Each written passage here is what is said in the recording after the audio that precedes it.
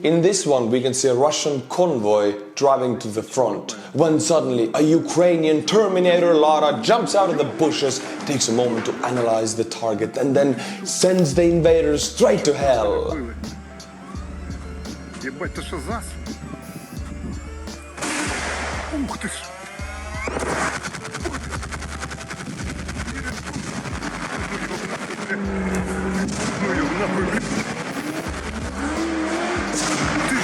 What?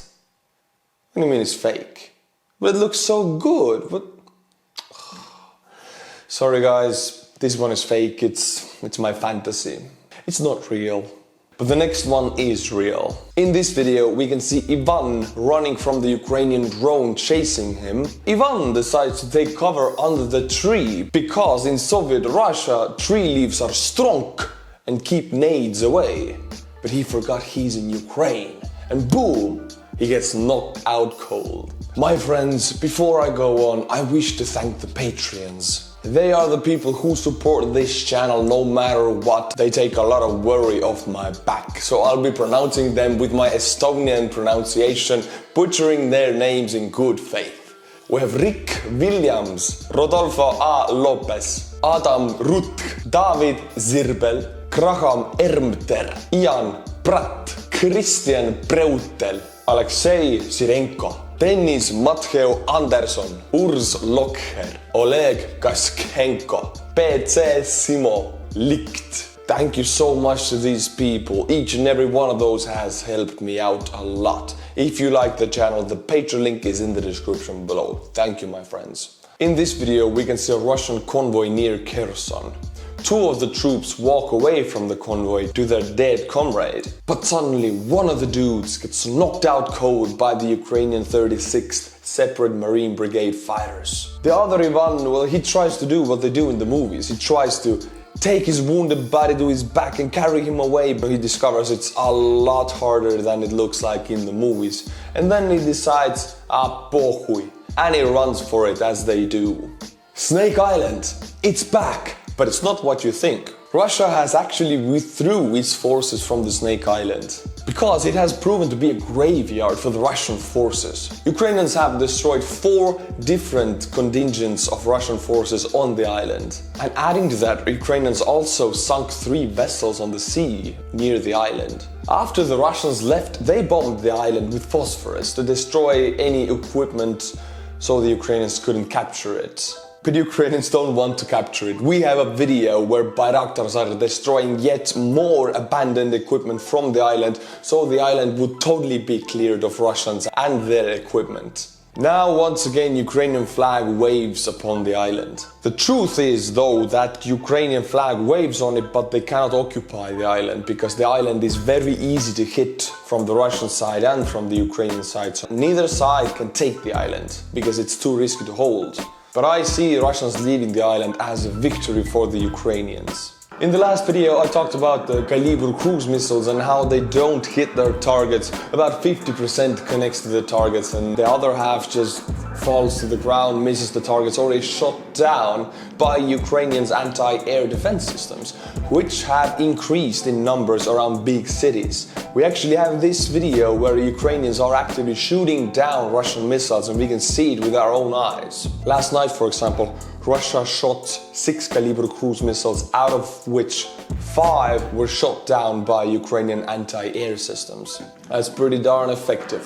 This next one is included just because I am from Estonia. We can see here F-35s flying over Estonia, Latvia and Lithuania. NATO's and United States presence can be felt in the Baltics strongly. I have even heard fighters above the skies in my hometown Tartu. They have to be allied fighters because I remind you, Estonia does not have any armed aircrafts, helicopters or planes. So if anything is flying over Estonian skies with weaponry attached to it, it is allied aircraft. Let's talk about Russia's tactics. They started the war by pushing all of their equipment and manpower to different fronts. This resulted in long convoys, unable to move, out of food and fuel. Now, unable to take ground fast enough with cannon fodder, with sending men to their deaths, they have fallen back to the proven tactic of World War I. You hammer a position with heavy artillery,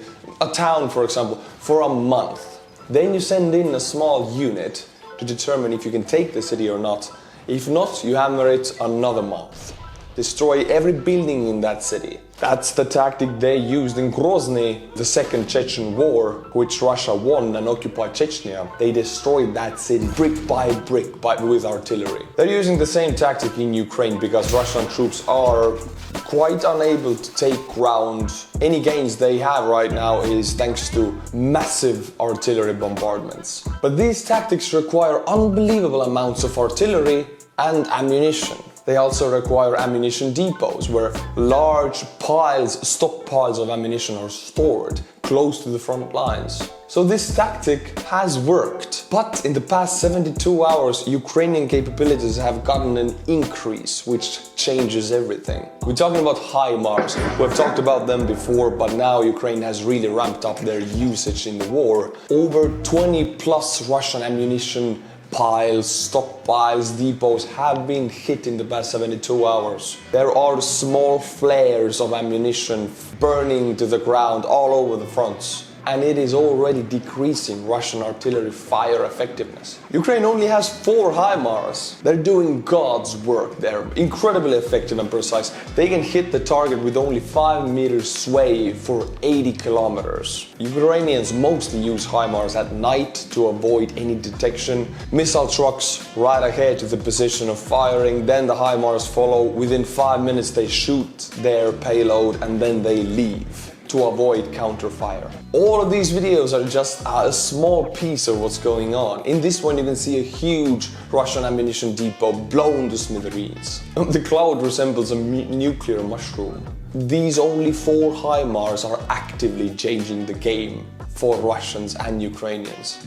UK has let Ukrainians and the world know that they will be and already are training 10,000 Ukrainians with a span of 120 days. And when those 10,000 are trained and sent to the fronts, they will take another 10,000 with another 120 days up until Ukraine wins the war. Ukraine has some powerful allies. If I was Russia, I would be pissing my pants right now. How are our beloved sanctions doing? Well, Russian car industry has decreased 96% in May 2022. That is compared to May of 2021. 96, it's almost 100%, it's almost grind completely to a halt. Well, Russia didn't really have much of a car industry. Russian car industry before the war consisted of assembling the cars, not producing any parts. They imported all of the parts and assembled in Russia because, cheap work, labor and all of that stuff. Now, due to sanctions, they cannot import anything, so they cannot assemble anything. So Russian only car manufacturer AutoVAZ, that produces Lada, actually has announced a new Lada, brand new in 2022. But it has neither power steering, airbags or ABS systems. Welcome to Ruski Mir, my friends, where your family can feel safe in a new Lada that will lose control immediately if you apply the brakes. These cars are gonna be death traps. Summer is a very extremely busy time for me because with my band I'm also touring across Estonia and performing, and I'm trying to make these videos in between of these performances. And it's quite tiring sometimes to get these schedules to match up. With your support I can do it. If you like the channel, Patreon link is in the description below. Or you can go and get Knock Them Out Cold merch. Until my next video, Slava Ukraini, my friends.